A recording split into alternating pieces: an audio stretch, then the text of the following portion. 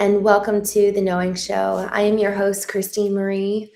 I am going to begin with some lesson reviews, and then we will get into lesson 99. Crazy that we're already so well into the year. All right, we're going to start with a review, beginning with lesson 61. I am the light of the world. Lesson 62, forgiveness is my function as the light of the world. Lesson 63, the light of the world brings peace to every mind through my forgiveness. Lesson 64, let me not forget my function. Lesson 65, my only function is the one God gave me. Lesson 66, my happiness and my function are one. Lesson 67, love created me like itself. Lesson 68, love holds no grievances. Lesson 69, my grievances hide the light of the world in me. Lesson 70, my salvation comes from me. Lesson 71, only God's plan for salvation will work. Lesson 72, holding grievances is an attack on God's plan for salvation. Lesson 73, I will there be light. Lesson 74, there is no will but God's. Lesson 75, the light has come. Lesson 76, I am under no laws but God's. Lesson 77, I am entitled to miracles. Lesson 78, let miracles replace all grievances. Lesson 79, let me recognize the problem so it can be solved. Lesson 80, let me recognize my problems have been solved. Lesson 91, miracles are seen in light. Lesson 92, miracles are seen in light and strength are one. Lesson 93, light and joy and peace abide in me. Lesson 94, I am as God created me. Lesson 95, I am one self, united with my Creator. Sorry. That was a bit of a mess. Lesson 96, salvation comes from my one self. Lesson 97, I am spirit. Lesson 98, I will accept my part in God's plan for salvation. And lesson 99, today's lesson, salvation is my only function here. Salvation and forgiveness are the same. They both imply that something has gone wrong, something to be saved from, forgiven for, something amiss that needs corrective change, something apart or different from the will of God. Thus do both terms imply a thing impossible, yet which has occurred, resulting in a state of conflict seen between what is and what could never be. Truth and illusion are equal now, for both have happened. The impossible becomes the thing you need forgiveness for, salvation from. Salvation now becomes the borderland between the truth and the illusion. It reflects the truth because it is the means by which you can escape illusions. Yet it is not the truth because it undoes what never was. How could there be a meeting place at all where heaven and earth are reconciled within a mind where both of them exist? The mind that sees illusions thinks them real. They have existence in that they are thoughts, and yet they are not real, because the mind that thinks these thoughts is separate from God. What joins a separated mind and the thoughts with mind and thought are forever one, which are forever one? What plan could hold the truth inviolate? Wow, this is another word that I've never seen before. Inviolate? Yet recognize the need illusions bring and offer means by which they are undone without attack and with no touch of pain. I'm going to read that sentence again. What plan could hold the truth inviolate, yet recognize the need illusions bring and offer means by which they are undone without attack and with no touch of pain? What but a thought of God could be this plan by which the never done is overlooked and sins forgotten, which were never real? The Holy Spirit holds this plan of God exactly as it was received of him within the mind of God and your own. It is apart from time in that its source is timeless, yet it operates in time because of your belief that time is real. Unshaken does the Holy Spirit look on what you see, on sin and pain and death, on grief and separation and on loss. Yet does he know one thing must still be true. God is love, and this is not his will. This is the thought that brings illusions to the truth and sees them as appearance as appearances behind which the changeless and the sure, behind which is the changeless and the sure. This is the thought that saves and that forgives, because it lays no faith in what is not created by the only source it knows. This is the thought whose function is to save by giving you its function as your own. Salvation is your function with the one to whom the plan was given. Now you are entrusted with this plan along with him.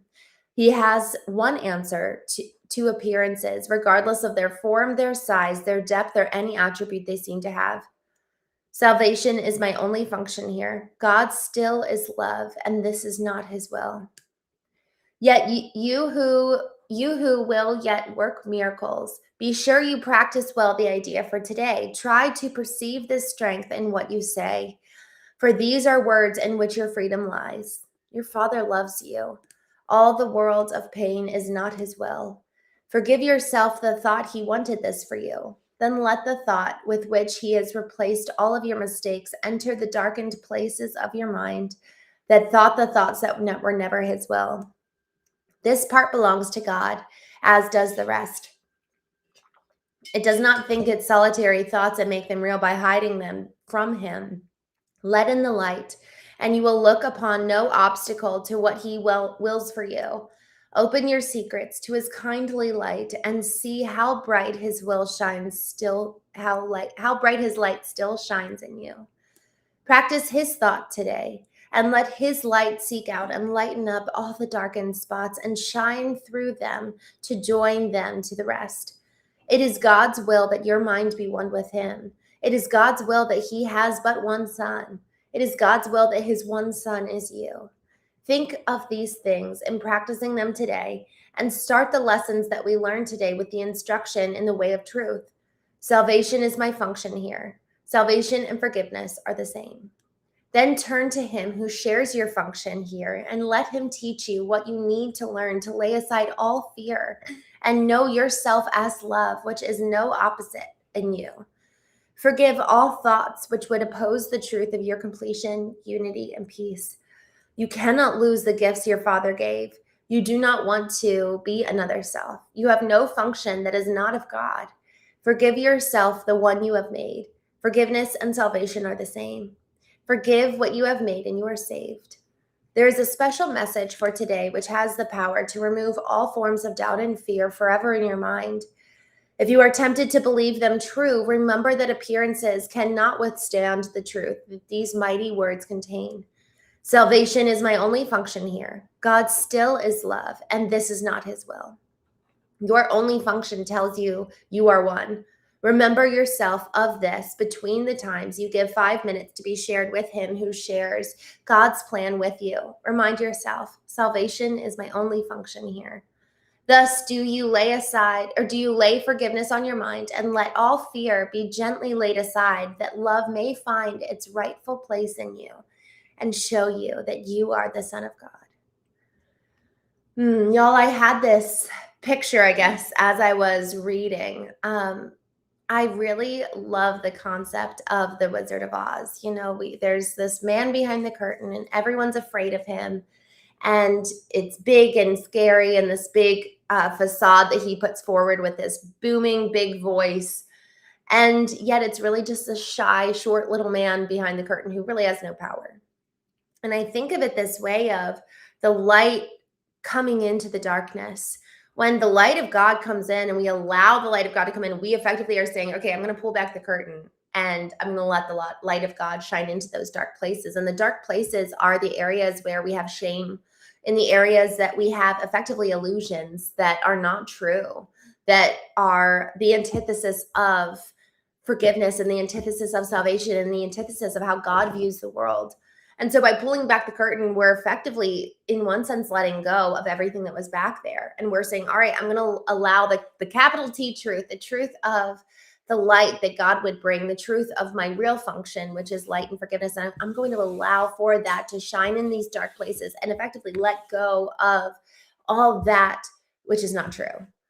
And the other thought that I had, beyond pulling back the curtain and allowing for the light of God and the light of Christ to shine, was the fact that there are so many other functions that we can hold on really tightly to. And we talk here on the show about our knowing our mission. And y'all, knowing our missions is so incredibly important. Why are we here? And yet, as I was reading this, I just had this thought. And actually, I was talking to my darling on the phone yesterday, and I was talking about how I feel like I've been kind of starting to really come to encounter talk about the antithesis of my mission, knowing. And so it's effectively the archetype of someone who is using the obfuscation of the truth to ensure that nobody knows. And so I was realizing this for the first time yesterday. And man, it was getting me like, man, super intrigued. And also, like, I was feeling upset when I first called my darling. And I was like, I need to talk through this. I know that there's something here for me because of how I'm reacting. And in leaning into it, it was like, okay, there's this archetype that I really need to come to examine and explore and come to know. And as I'm reading this morning, I'm remembering, yes, I do have a mission. Yes, we all have a mission, but that mission that is to, let's say, for me, it really is to bring emotional intelligence, for me to continue to cultivate myself, but then also bring in guests and have these conversations with you where it's like, let's come to know who we are. Who are we created to be? How do we cultivate the fullness of our human intelligences in this AI-driven world where everyone is turning to some technology to satiate their inner world, which is just crazy. It used to be only us turning to other people to satiate our inner world, maybe even turning to a religion or a list of rules, but it was all outsourced. Our worth was outsourced. Our ability to be loved and accepted was all outsourced, and we didn't have that inner confidence and that inner knowing of I am loved, I am cherished, I belong, and this is who God made me to be, and this is who I am. And so all of that was being outsourced, but now it's also being outsourced to technology. There's just this rise. I think it's over 70% of young people have been using AI companions, and many of them are looking for love and romantic relationships and real comfort in these AI companions, and they're finding it.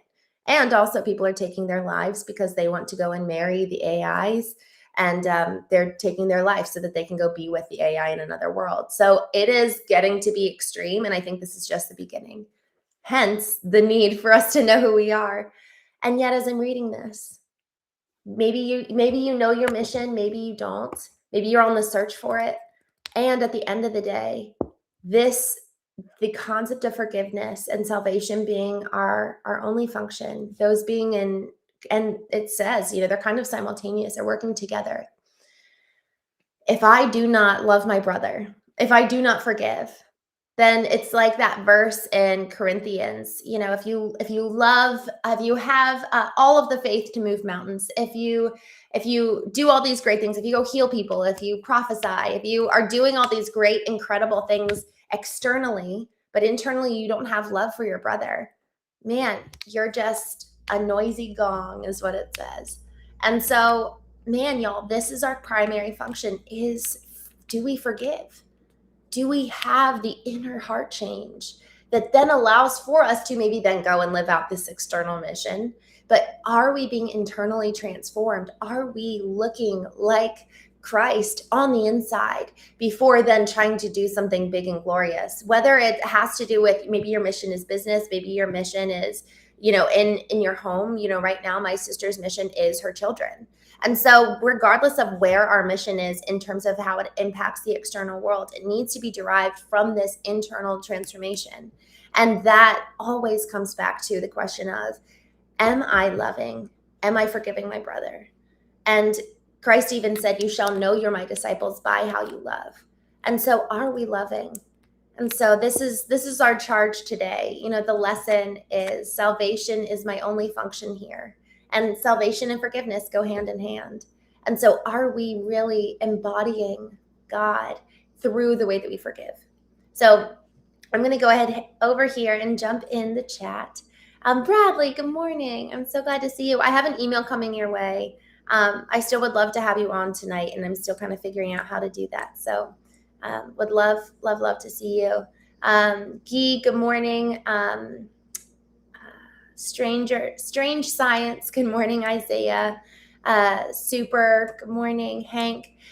Y'all, thank you so much for joining this morning. I am going to jump off, but I hope you have a wonderful day.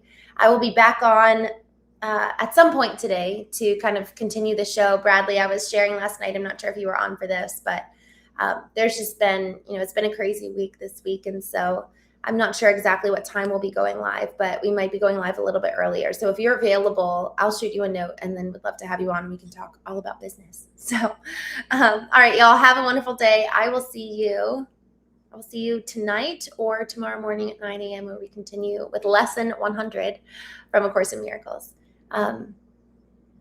The man in the hat. Well, I saw you, so obviously I got to see you and Bradley. But yes, I'm with you there. All right, y'all, have a wonderful day. Man in the hat, I owe you an email as well. I'm playing catch up today, so I'm excited for that. Senator V, good morning. I'm so glad to see you. All right, y'all, hopefully we'll be going live. My cousin is coming over at 7 p.m. Eastern. I'm thinking that maybe we'll go live around 5:30 or 6. So you guys can be a little bit flexible. I'll make that change soon and schedule that.